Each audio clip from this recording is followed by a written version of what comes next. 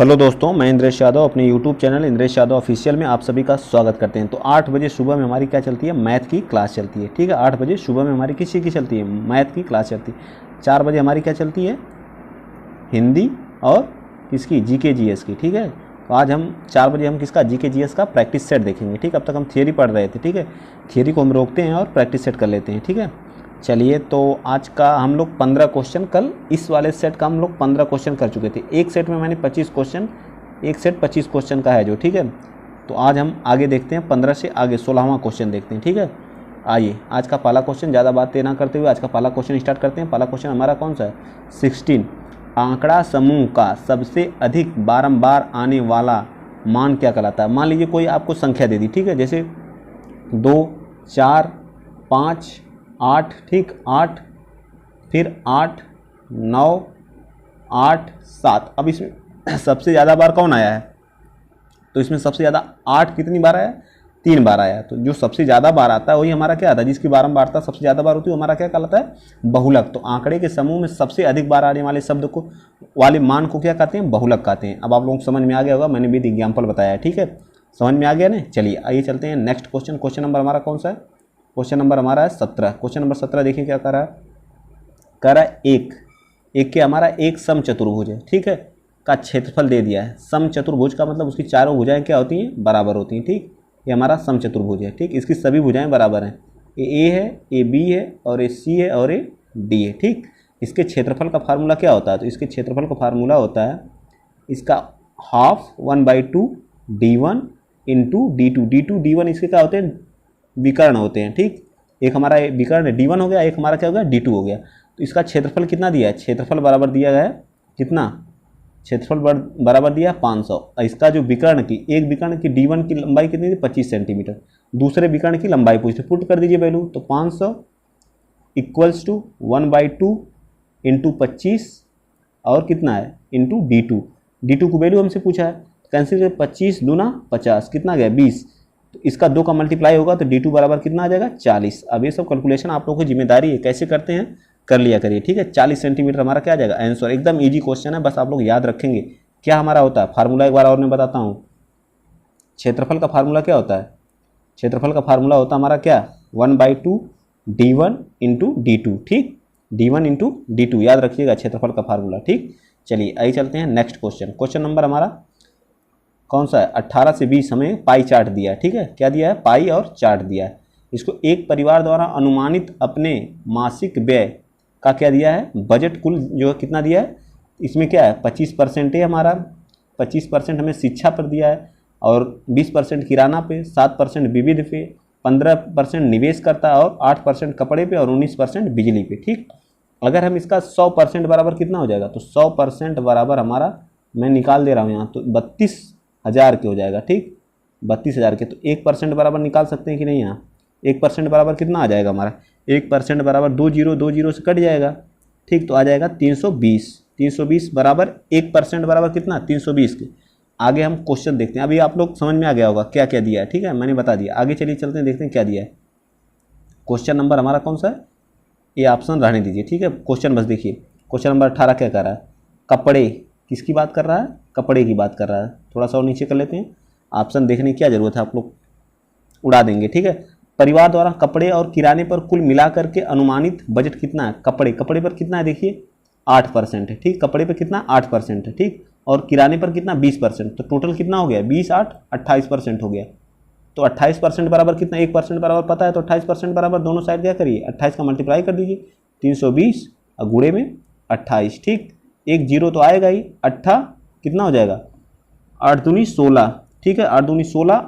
आप ऑप्शन से मैच करा सकते हैं, मैं पूरा कैलकुलेट नहीं करता हूँ, सीधे ऑप्शन से मैच कराता हूँ। देखिए किसके लास्ट में है 60, किसके लास्ट में 60 है, 60 आएगा लास्ट में, किसी में है तो ए पार्ट में दिया है लास्ट। ठीक, आप लोगों को मैं कैलकुलेट करके पूरा बताऊंगा लेकिन। ठीक है, चलिए 32 का क्या करिए, 28 में मल्टीप्लाई करिए, 8 दूनी 16, कैरी कितना आ गया, 1 आ गया, 8 त्रिका 24 1 25। ठीक, 4 आ जाएगा, 1 कितना आ जाएगा, 3 दूना 6 आ जाएगा। ठीक, कर लीजिए 9 8।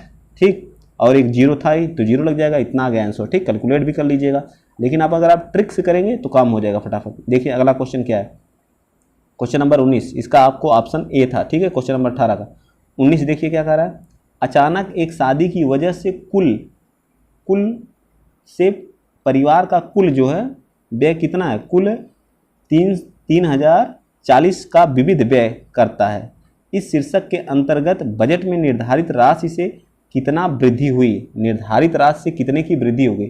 ठीक है, ये तो इतना है ही जो फिक्स है। ठीक, अब पूछ रहा है किस वक्त विविधि व्यय कितना होगा। 1% बराबर निकाले हैं तो विविधि पर देखिए कितना व्यय है, इसमें से हम घटाएंगे तो हमें परसेंटेज पता चल जाएगा। विविध कितना हमारा है, विविध हमारा जो 7 है। ठीक, 1% बराबर हमारा कितना आ रहा था आपको पता होगा, कितना 320 आ रहा, तो 7% बराबर कितना आ जाएगा, 0 7 दूनी 14। ठीक, मल्टीप्लाई करेंगे 7 का तो 7 त्रिका 21 से 22। ठीक, कितना आ जाएगा 2240। 2200 कितना आएगा, 2240 आएगा। ठीक है, अब यहाँ देखिए क्वेश्चन क्या था, ये हमारा था। ठीक है, तो हमारा कितना कुल परिवार का कुल व्यय कितना आ रहा था 3040, और विविध पर व्यय करता है, विविध पर जो 2200 कितना कर रहा है 2240 कर रहा है, तो माइनस कर दीजिए कितना अधिक, कितनी अधिक वृद्धि होगी, कितना अधिक होगी, तो 0 0, ये कितना आ जाएगा 8 आ जाएगा, ये कितना आ जाएगा 0 आ जाएगा, तो कितना होगी, कितना अधिक 800 अधिक होगी। ठीक है, 800 अधिक होगी, माइनस करेंगे तभी तो पता चलेगा परिवार का कुल 3000 इतना, लेकिन विविधि पर कितना हो रहा है, इतना हो रहा है, तो दोनों को माइनस जब कर देंगे तो हमें पता चल जाएगा कितना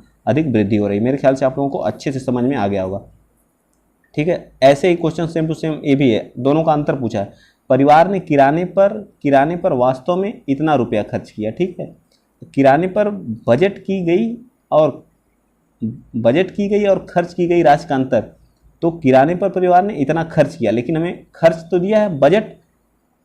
अब बजट वाला हम निकाल लेते हैं। 1% बराबर हमें पता था कितना है, 1% बराबर 320 था। अब हम देखते हैं बजट किराने पर कितना कै परसेंट खत्म कर रहा था। देखिए किराने पर 20%, देखिए यहाँ पे दिया है किराने पर कितना 20%। ठीक है, मेरे ख्याल से आप लोगों को अच्छे से वाला क्वेश्चन समझ में आ रहा है। ऐसे क्वेश्चन यूपी SSC BD जो हमारा लेखपाल का हो गया और क्या हो गया पुलिस का हो गया, SI में जरूर पूछे जाते हैं, आप लोग विशेष ध्यान दीजिएगा। 1% बराबर अभी मैंने लिखा था, कितना होता है 1% बराबर 320 के, तो 20% बराबर आप निकाल लीजिए, तो 20% बराबर कितना हो जाएगा 320 × 20, तो कितना आ जाएगा बताइए जल्दी, आप लोग बताइए फटाफट कितना आएगा।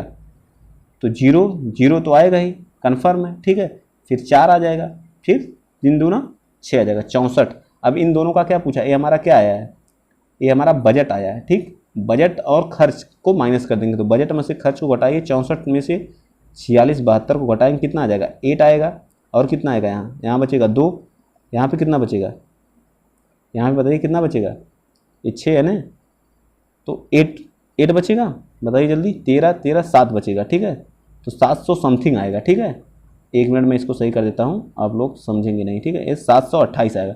इसमें से कौन सा ऑप्शन हो जाएगा, कोई ऑप्शन नहीं, 728 कोई नहीं दिया, तो हमारा क्या हो जाएगा D part is the right answer. क्या हो जाएगा, D part is the right answer. मेरे ख्याल से आई होप, मैं आशा करता हूँ कि आप लोगों को बहुत अच्छे से जो DI वाला क्वेश्चन था बहुत अच्छे से पाई चार्ट में आपको मैंने समझाने की कोशिश किया, समझ में भी आप लोगों को आया होगा। ठीक है, चलिए अगला क्वेश्चन हमारा क्वेश्चन नंबर 21 क्या कह रहा है, 2A 3B और क्या है 3C, इसको बराबर कर लीजिए, क्या 1 के कर लीजिए या किसी के भी कर लीजिए, तो A बराबर क्या आ जाएगा हमारा 1/2 आ जाएगा। ठीक, परसेंटेज में लिख रहा हूँ, आप इस चीज़ को समझ जाइएगा। ठीक है, और ये क्या हो जाएगा 1/3 आ जाएगा। ठीक, तो C का रेशियो क्या आ जाएगा 1/4 आ जाएगा। ठीक, LCM लीजिए, 12 से क्या करिए, 12 से LCM लेके 12 सब में मल्टीप्लाई कर दीजिए, इसमें भी 12 से कर दीजिए, इसमें भी 12 से कर दीजिए। ठीक, अब कैंसिल करेंगे, कितना आ जाएगा 6 4 और कितना आ जाएगा 3, इतना रेशियो आ जाएगा लास्ट में। बहुत ईजी क्वेश्चन है, कोई भी कर सकता है।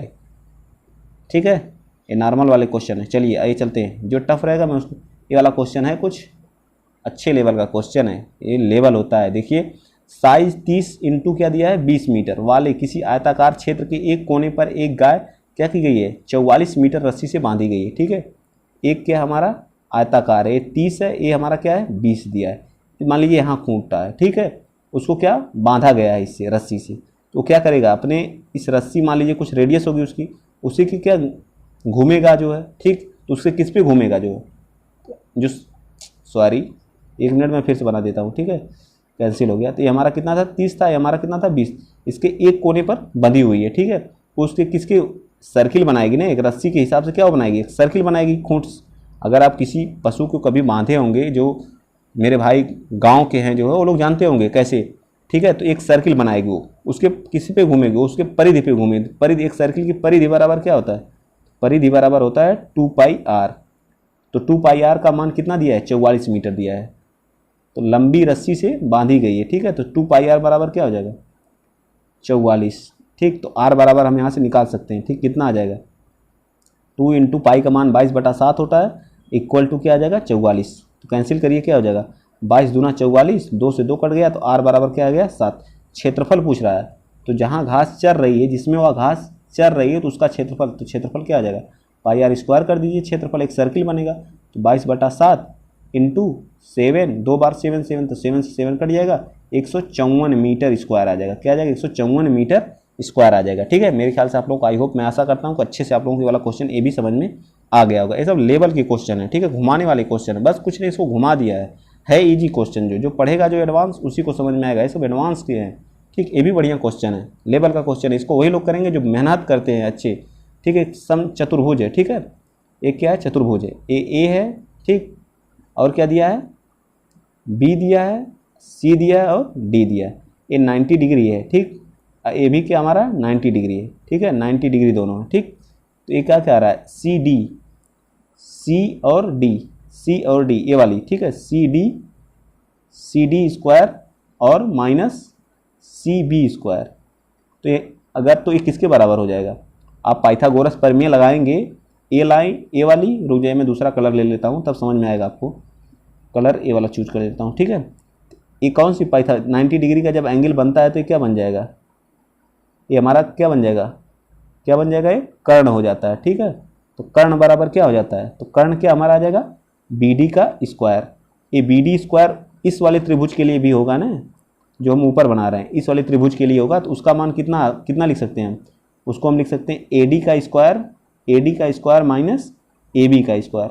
अब देखिए किस में है, ये दोनों, तीनों आपस में क्या है, बराबर है, तीनों आपस में बराबर है। मेरे ख्याल से आप लोगों को समझ में आ जाना चाहिए ये वाला क्वेश्चन, ठीक है तो अच्छा लेवल का। हमारा C part is the right answer, A D का स्क्वायर माइनस ए बी का स्क्वायर, ठीक है।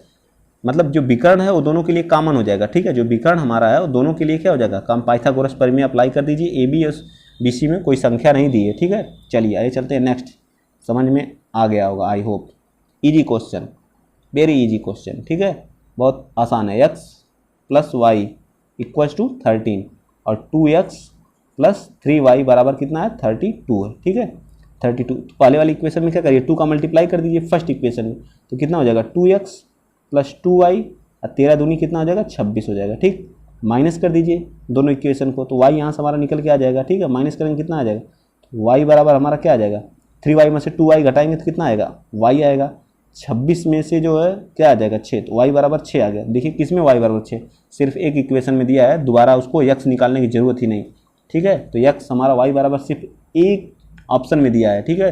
तो हमारा किस में, डी में है, तो D part is the right answer. अगर आप x निकालना चाहते हैं तो इक्वेशन में पुट करिए, x की वैल्यू निकल जाएगी, ठीक है। लेकिन आप अगर कंपटीशन में बैठे हैं तो ऐसे ही सॉल्व किया करिए, तुरंत मैच कराइए किस में मैच कर रहा है, ठीक। आइए अगला क्वेश्चन, त्रिभुज के कोण क्या होते हैं, क्या है, एक त्रिभुज है अर्धकों का, मतलब एक कोण है, एक कोण है, और इसके जो अर्धक होते हैं, अर्धक है ना, ये क्या कहलाते हैं बताइए। जब इसके अर्धक जो बनते हैं, इस पॉइंट को क्या कहा जाता है, त्रिभुज का केंद्र कहा जाता है, त्रिभुज का अंतः केंद्र कहलाता है। क्या कहलाता है, त्रिभुज का अंतः केंद्र क्या कहलाता है, याद रखिएगा, त्रिभुज का अंतः केंद्र। ये सब थ्योरेटिकल वाली चीज़ें, आप लोग कहेंगे थियरी पढ़ाने के लिए, तो मैं थियरी पढ़ाऊँगा, ज़रूर पढ़ाऊँगा, लेकिन आप लोग कमेंट बॉक्स में बताइए और सहयोग करिए मेरा जो ज़्यादा से ज़्यादा, ठीक है, ज़्यादा से ज़्यादा सब्सक्राइब करिए जो। चलिए आते हैं अब हम लोग, एक दिन में हम लोग क्या करेंगे, अगला हमारा क्या, प्रैक्टिस सेट नंबर हमारा 6वां है। प्रैक्टिस सेट नंबर हम 6वां का आज 5 क्वेश्चन 10 क्वेश्चन हम कर चुके हैं। एक दिन में हम कितने 15 क्वेश्चन करने का टारगेट रखे हैं, ठीक है। चलिए क्वेश्चन नंबर पहला, इसका 5 करेंगे, कल हमारा 6वां भी फिनिश हो जाएगा, ठीक है। चलिए, त्रिभुज के लंबार्धकों का जो लंब अर्धक होते हैं, जिसपे लंब डाला है, उनके अर्धक को क्या कहा जाता है, उसको क्या कहा जाता है, परिकेंद्र कहा जाता है। लंब के अर्धक को, अभी आप क्या इससे पहले क्या पढ़े थे, किसके अर्धक को, तो हमारा एंगल जो कोण के अर्धक थे, अभी कोण के अर्धक थे, अब क्या है, लंब के अर्धक हैं। लंब के अर्धक, ये जो हम लंब डालते हैं इसके अर्धक क्या कहलाते हैं, तो हमारे क्या कहलाते हैं, तो हमारे कहलाते हैं परिकेंद्र कहलाते हैं, ठीक है। लंब के अर्धक याद रखिएगा बस, मैं बता दे रहा हूँ। लंब के अर्धक क्या कहलाते हैं? परिकेंद्र कहलाते हैं। और जो कोण के अर्धक होते हैं वो क्या कहलाते हैं? अंतः केंद्र कहलाते हैं। दोनों चीज़ें आप लोग याद रखिएगा। चलिए क्वेश्चन नंबर हमारा कौन सा आ गया? क्वेश्चन नंबर 2 आ गया। ठीक, मेरे ख्याल से आप लोगों को अच्छे से समझ में आ गया होगा। दोनों क्वेश्चन नहीं था इसलिए समझा दिया मैंने। ठीक है, चलिए तो क्या कर रहा है, एक शोधकर्ता ने निम्नलिखित प्रतिदर्श आंकड़ों को एकत्रित किया, तो इसकी माध्यिका बताना। तो पहले आप इसको अवरोही क्रम में लिखना शुरू करिए। तो सबसे छोटा क्या है यहाँ? 1 है, फिर उसके बाद क्या है बताते जाइए आप लोग। 1 के बाद क्या है? देखिए 1 हमारा खत्म हो गया, ठीक, काट दीजिए उसको। फिर क्या है? 4 है मेरे ख्याल से, ठीक है 4 है, ठीक 4 को लिखिए, 4 भी काट दीजिए। फिर उसके बाद 5 दिख रहा है, 3 बार 5 है, कितनी बार है? 3 बार है, 3 बार 5 लिखिए, जहाँ जहाँ 5 है उसको भी काट दीजिए, ठीक 5। फिर कौन है? 6 है, 2 बार 6 है, 2 बार 6 है, 6 को काट दीजिए। अब एक बार क्या है? 7 है, एक बार क्या है? 7 है, ठीक। फिर क्या है? 8 है, 7 और 8 को भी काट दीजिए, ठीक है। एक बार क्या है? 8 है, ठीक है। 7 और 8 हमारा कैंसिल हो गया, कैंसिल हो गया ना। चलिए 7 और 8 बचा क्या? 2 बार 12 है, 2 बार क्या है? 12 है, ठीक। अब देखिए कितनी संख्या हुई? 1 2 3 4 5 6 7 8 9 10 11। तो 11 हो गई, तो 5 इधर से ले लीजिए, ठीक। 2 2 4 1 5, ठीक। अब 5 इधर से ले लीजिए, ठीक। बचा कौन? बचा कौन बताइए? बचा कौन? 6 जब विषम रहता तो हमारा जो क्या रहता है? 6 हमारा क्या हो जाएगा? इसकी माध्यिका हो जाएगी। कुछ नहीं करना है, विषम के लिए हमारा 6 क्या हो जाएगी? माध्यिका हो जाएगी, ठीक है। इतना याद रहे, माध्यिका निकालने के लिए पहले क्या करना? अवरोही या अवरोही क्रम में करना पड़ता है, ठीक है। क्या करना पड़ता है? आरोही या अवरोही क्रम में करना पड़ता है, ये बात आप लोग याद रखिएगा, ठीक। यदि एक दीर्घ चाप का अंकित कोण की माप x हो तो वह मान कहाँ से कहाँ तक लाई करेगा, ठीक है। ये मान लीजिए एक क्या हमारा एक दीर्घ चाप, इसको क्या कहेंगे? दीर्घ चाप कहेंगे। कौन सा चाप कहेंगे? दीर्घ, इसी को आर्क भी कहते हैं इंग्लिश में, ठीक है। ये हमारा दीर्घ चाप। तो हमारा जो x इसका मान है, तो इसका वैल्यू कहाँ से कहाँ तक लाई करेगी? तो 0 से कहाँ तक करेगी? x 90 डिग्री तक क्या करेगा? लाई करेगा, ठीक है। x जो दीर्घ चाप का जो अंकित कोण का माप x जो हमारा कहाँ से कहाँ तक लाई करेगा? वो हमारा 0 से 90 डिग्री के बीच में लाई करेगा, ठीक है। चलिए आइए नेक्स्ट क्वेश्चन। क्वेश्चन नंबर हमारा कौन सा है? क्वेश्चन नंबर हमारा कौन सा है? Question number 4। क्वेश्चन नंबर 4 आप बताएंगे, बताइए। क्वेश्चन नंबर 4 क्या? किसी 2 अंकीय संख्या और उसके अंकों को उलट, मतलब इकाई का अंक मान ला यूनिट, इकाई का अंक क्या मान लेते हैं? x मान लेते हैं, ठीक। दहाई का अंक क्या मान लेंगे? दहाई का मान लीजिए y। तो संख्या क्या बनेगी? तो संख्या हमारी बन जाएगी क्या? बताइए जल्दी, संख्या हमारी क्या बनेगी? 10y + x, ठीक। अब इसी को पलट देते हैं, पलटने पर यहाँ क्या लिखेंगे? पलटने पर, सॉरी पलटने पर जब ये संख्या पलट दी जाती तो क्या हो जाएगी? क्या हो जाएगी? तो यह हो जाएगी 10x + y, ठीक है। 10x + y हो जाएगी, ठीक है। अब इनका योग कर अंकों को उलट के लिखने पर बनी संख्या का योग, दोनों का योग कर दीजिए। क्या हो जाएगा? 10y + x और एक क्या हो जाएगा? 10x + y बराबर का इनका योग क्या हो जाएगा? तो ये हमारा 11x + 11y आ जाएगा। क्या आ जाएगा? 11x + 11y आ जाएगा। तो 11 कॉमन ले लीजिए, x + y तो किसी भी भाज्य होगा, 11 से क्या हो जाएगा? विभाज्य होगा, ठीक है। 11 से क्या होगा? विभाज्य होगा। मेरे ख्याल से क्वेश्चन समझ में आपको आ गया होगा, ठीक है। अगला क्वेश्चन हमारा है क्वेश्चन नंबर 5। क्वेश्चन नंबर 5 और क्वेश्चन नंबर 6 दो आपको होमवर्क हैं। 2 क्वेश्चन मैंने होमवर्क दिया है, देखता हूँ कौन कौन। कमेंट में आपको इसका क्या बताना है? आंसर बताना है, ठीक। कमेंट में आप दोनों का क्या करेंगे? आंसर बताएंगे। क्वेश्चन नंबर 5th और 6th का, ठीक है। 5th और 6th का, ठीक है। अगर नहीं आपको आएगा मैं कल इस क्वेश्चन को जरूर बताऊंगा, ठीक। तो आप लोग जरूर, और अगर वीडियो आपको अच्छा लगा हो तो ज़्यादा से ज़्यादा लाइक करिए, शेयर करिए, सब्सक्राइब करिए, ठीक है। हमारी क्लास जो है 18 को बस केवल बंद रहेगी, बाकी सभी दिन हमारी क्लास क्या रहेगी? आपको मिलती रहेगी, ठीक है। जो टाइम हमारा शेड्यूल है उसी टाइम पे आपको 2 क्लास जो पर डे, एक दिन 3 दिन हिंदी और 3 दिन हमको जीके जीएस, और हम स्टैटिक्स का भी स्टार्ट करने वाले हैं होली के बाद जो, ठीक है।